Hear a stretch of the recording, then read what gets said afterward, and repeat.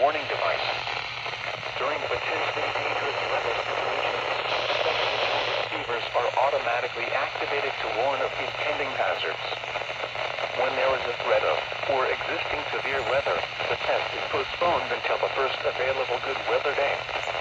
Reception of this broadcast and the warning alarm will vary at any given location.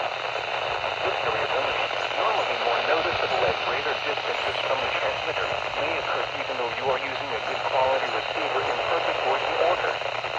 The warning alarm will be activated for warnings in selected watches affecting locations in portions of West Kentucky, Southeast Missouri, Southern Illinois, Southwest Indiana, and Northwest Tennessee. This concludes this test of NOAA Weather Radio's warning device. We now return to our regular programming.